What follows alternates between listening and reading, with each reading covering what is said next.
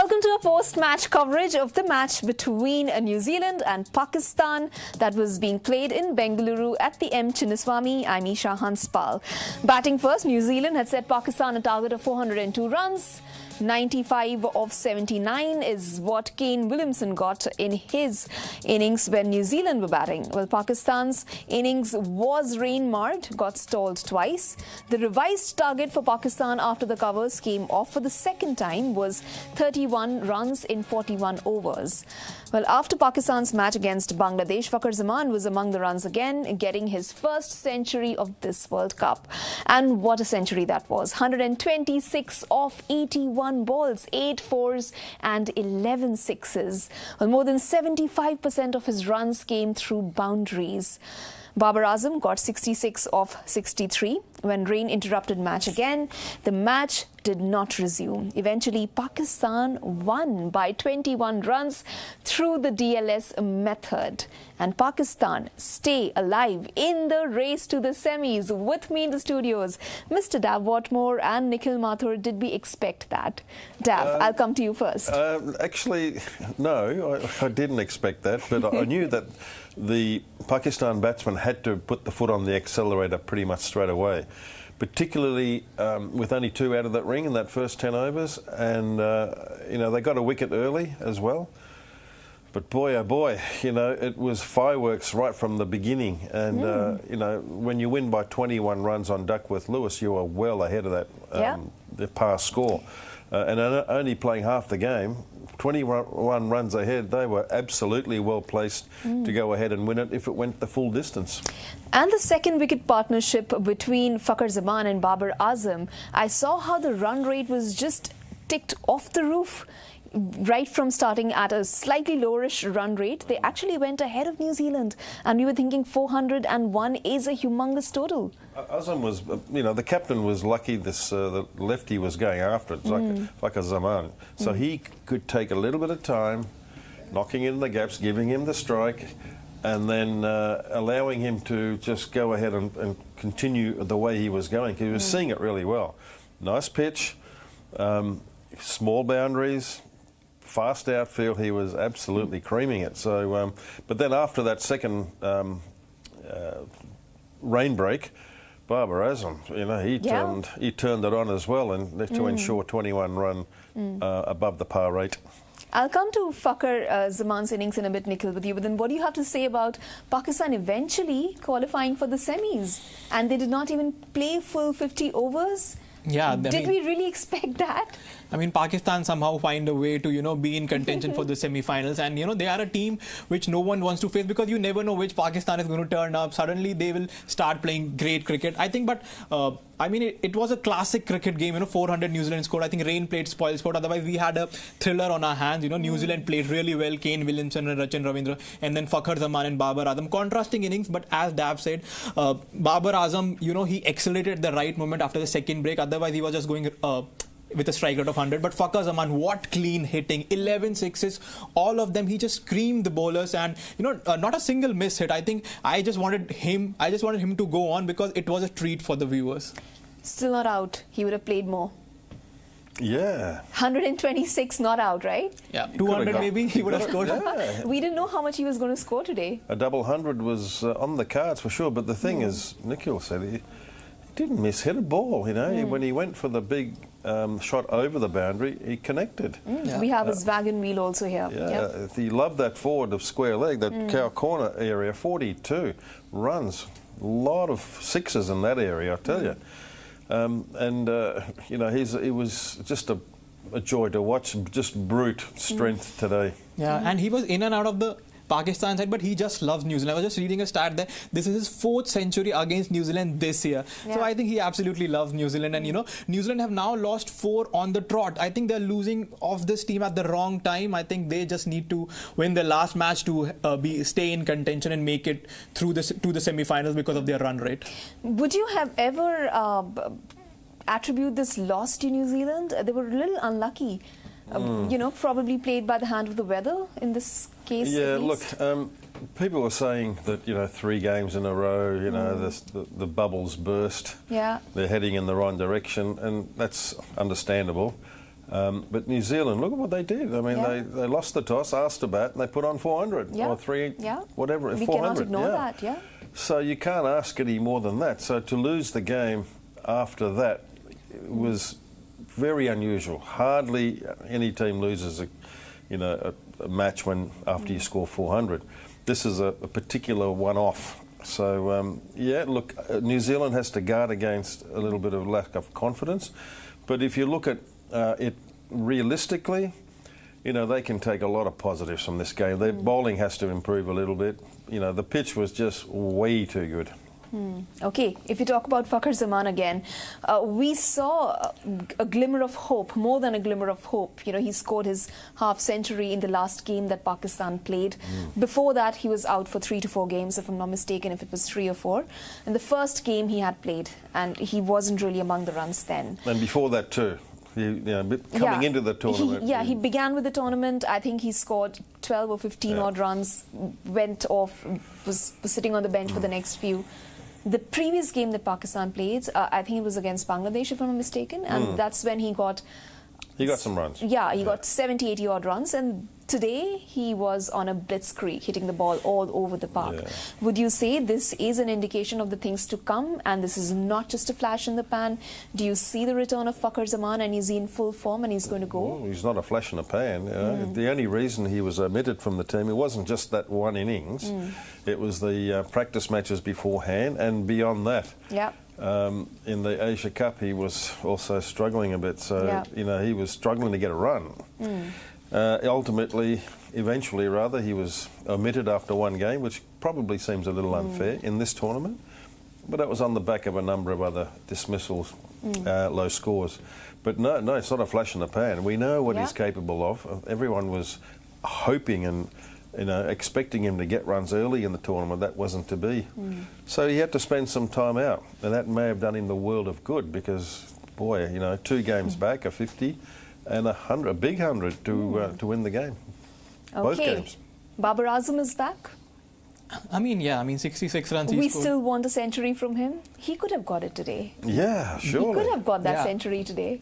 I think they were. If there wasn't rain, I think they had to chase in mind, keeping that in mind, they were seeing what the run rate is, and I think Babar Azam played well. I think I was reading some comments, they were criticizing him for his strike rate, but I think he accelerated at the correct moment. And when Fakhar Zaman is hitting like that, I think Babar had the perfect seat in the stadium. He was just standing there giving him the strike. So I think Babar as a batter, I think I have no doubts about Babar Azam as a batter. It's Babar Azam as a captain that I have doubts about. So I think as a player, I think he's there. Okay. A word on the New Zealand's innings today. Tim Southee with that lone wicket of Abdullah Shafiq. And what do you have to say about their bowling attack in whatever overs that we saw today, 20 overs? Look, they were always going to be on a hiding to nothing. When you're bowling to a team that has to get 400 to win the game, they either do a really good job or they're going to keep losing wickets. And they didn't keep losing wickets. So when you're not losing wickets and you're chasing a big score, runs are going to flow. So, they were on a hiding to nothing. I felt a little sorry for both teams, bowlers, because the margin for error was only a little bit. And, you stray a little bit, you're going to be punished. And that's exactly what happened. In some ways, it's a little easier. You free up your mind when you're chasing a big score, because you have to do it. Whereas if you're setting a target, then it becomes a little harder. What is enough? 400 you think was enough, so they did a really good job in New Zealand getting that total. But when you're chasing it, then the answers are there for you a little bit. You know what you have to do. If you don't do it early on, you'll be really chasing, pushing the proverbial uphill sort of thing. But Dav, as you have earlier pointed out, chasing a huge target is also it's a lot of pressure on every player's mind. So that can work the other way around as well. But Pakistan showed some gutsy effort there. That's right. You either go two ways. Right? You can either, in your quest to say, anyway, look, I've got to get the runs because there's so many. And you play a rubbish shot and get out, then you can say, yeah, sorry, but I had to take a chance.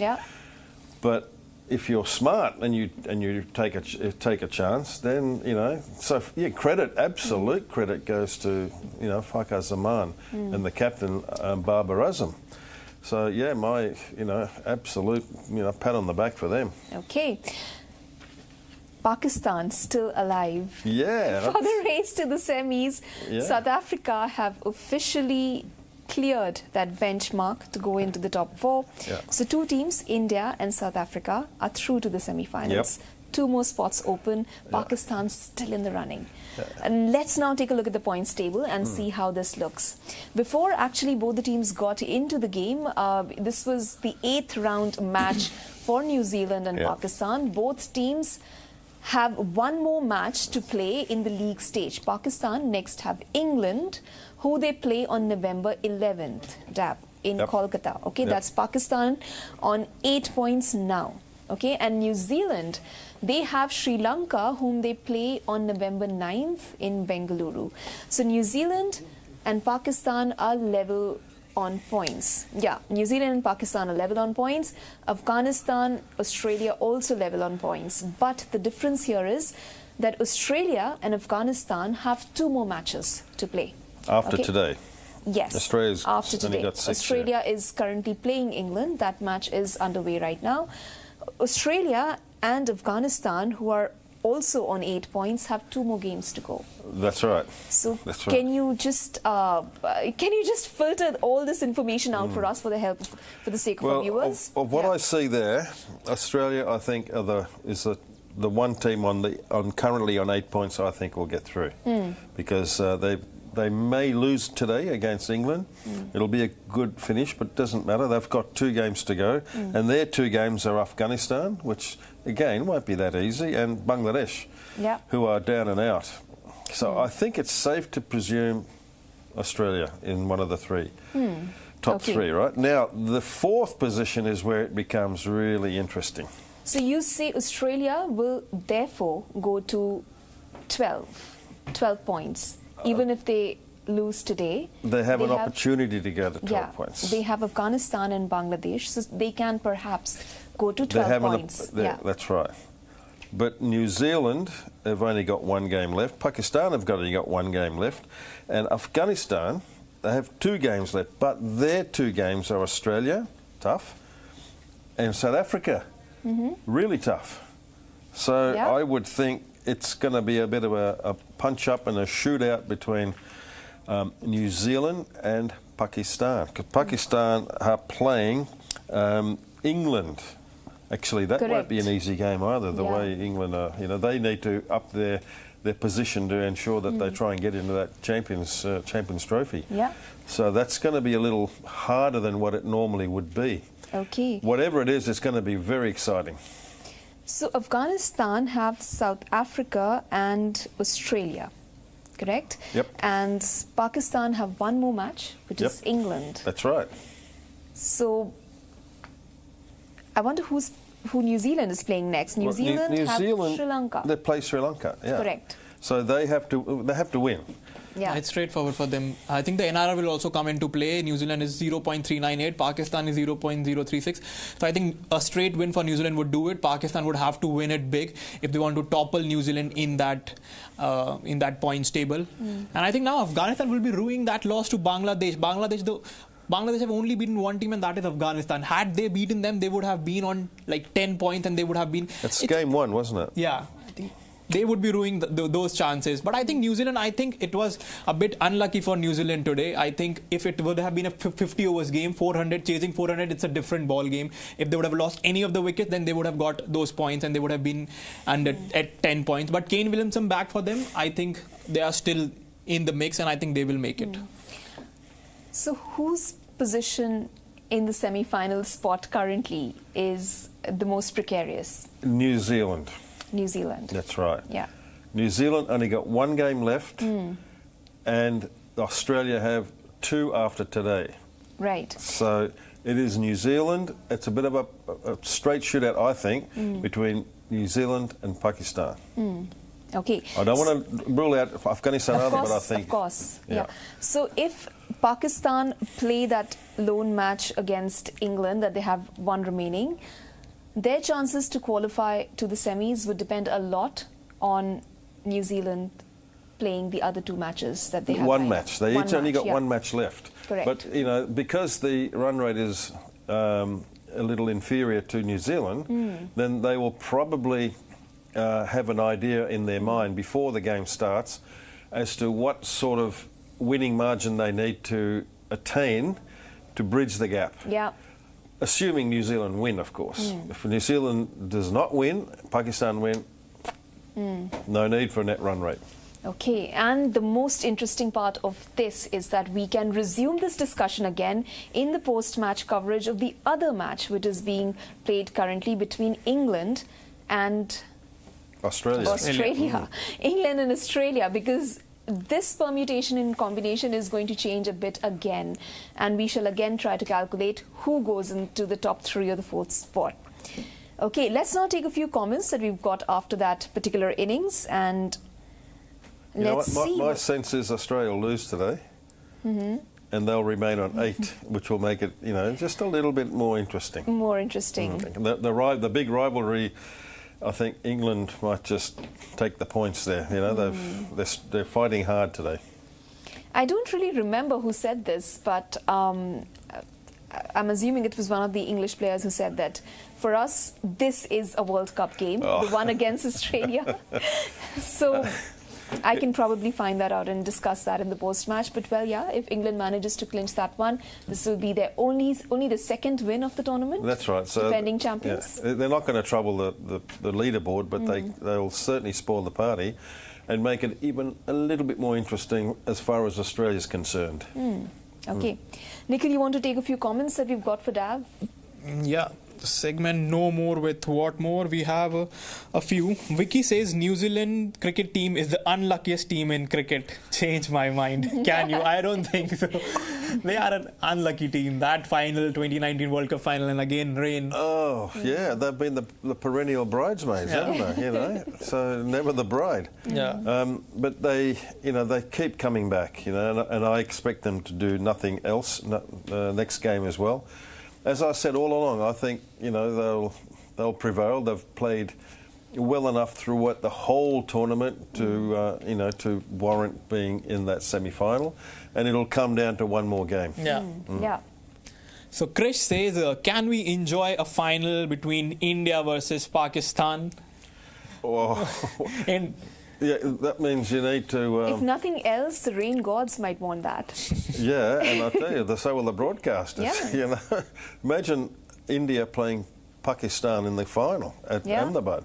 It's quite possible. Yeah, 200,000 people. There were indications of rain today, but one did not assume after what New Zealand did with those 401 runs for the results to be turned this way. Yeah. Because Pakistan, of course, those two players getting the innings for the team. Very impressive. Babar Azam has been getting a lot of flack for his captaincy, but for a change, Faizan says we have to salute Babar's captaincy and management today. How brilliantly they took decisions like ball force, scored above DLS score, didn't lose wickets because they knew rain would come, and they won smartly. Do you agree did with they that? know rain was coming? I don't know. There was some prediction that... There were indications, yeah. So they were basing on that, was they? But I would question also a little bit selection. You know, why I would have gone for that left-arm spinner, Mohammad Nawaz, who he can give you some handy runs with the bat later on, and also, you know, you can bank on him for a few overs, albeit a good batting pitch. Yeah. But yeah, I thought they made an error there, but it didn't matter in the end. So his captaincy stays the same. That's what, in short, that's what. Yeah, well done, Babar. Yeah. Akshay asks, the whole of Pakistan must ask Babar Azam why he didn't give Fakhar Zaman a chance earlier. Was it the pressure of Inzamam ul Haq on him, on Babar Azam's decision? Some may expect or think that, the nephew of. Yeah. But he was omitted because of his form. Then he had a little knee niggle. Easily could have come back a little earlier if he was fit. Imam ul Haq, I don't think, you know, cemented his spot. That's why he's out. But Imam was dropped the day after Inzamam resigned as the chief selector of Pakistan. But yeah, these are all conjectures. Yeah, you can say. Coincidence. We have a few more comments. So Sonia says, you can forget Babar's batting. The way he settled the game and made a strong partnership and smashed a half century was absolutely tremendous. And what a game awareness by the skipper, King Babar Azam. A lot of Babar fans today, they are praising his captaincy. Yeah, well, he was under pressure too, wasn't he? The whole team was under pressure. It was a do or die game. Yeah. They had to win. If they didn't win, that would have been curtains. So from that point of view, you know, with that on your brain and your head walking out, you know, it must have taken some sort of toll, but he withstood it. Yeah. He absorbed that pressure and chased with Duckworth-Lewis system, won the game. Yeah. In fact, on the note of Duckworth-Lewis, we have a Lewis system. There was another one that we got from Manav who says they won because of a good awareness of DLS. 400 was enough for any team, but New Zealand didn't count rain in play. Bowling Sodhi was a blunder. Anyway, a few more days of hope for Pakistan fans. Well, they had to get a wicket, Esha. You know, Yeah. Pakistan, they had to get a wicket from Pakistan. If one wicket had gone down, then that run rate, you know, that Duckworth-Lewis, they'd be in arrears. Yeah. They'll be in the negative. Yeah. So, you know, and the indications were that they needed to make a bowling change to get a wicket. So that was the reason. Because of that, I'd be giving, you know, all the credit to the Pakistan batters. Okay. Nikhil, anything else that we have? No, I think the England versus Pakistan, because New Zealand versus Sri Lanka is before, and then England plays Pakistan. So I think Pakistan would know what to chase, what to score. So that would probably become a knockout match if they win it by, because New Zealand versus Sri Lanka is on November 9th, and England versus Pakistan is on 11th November. So Pakistan would 2 days later. Yeah, So they would know what to do if they need to topple New Zealand in that top with 4. that run rate. Yeah. That's assuming New Zealand win. Yeah, that's assuming New Zealand win. Yeah, so they'll know what calculation. Right. So I think, do you think now Pakistan have an advantage because they will be knowing what they want to do if they want to qualify? Yeah, I think so. If you look at it that way, that they have full knowledge of it. New Zealand, number one, have to win. Yeah. And ideally, if they're in a position to put the foot down against Sri Lanka, if they have a position to increase a little net run rate, then they have to go for it. Yeah. Once you know you're going to win the game, let's try and win it in a shortest possible time. Okay. Yeah. And that match is also in Bengaluru. Yeah. Yeah. And, you know, it's not within a span of, it is in fact within a span of just a couple of days. Yeah, 2 days. So let's hope the weather clears up and we see a different result as we did today. It was rain played spoil sport, but not really for Pakistan fans, I'd say. Bangalore has a little habit of having rain, eh? The weather there is quite fickle. You know, it's sun out and then the next moment it's raining. That was not nice, but anyway, that's the way it is. You can't control the weather. Little mercurial, like the team winning today. Mercurial, yeah, today was mercurial. That's for sure. Okay, well, that's all we have in the post-match coverage of the match between Pakistan and New Zealand. We will be back soon. There's another match that is being played between England and Australia, another cracker of a contest. We'll join you for that after that match is over. Bye.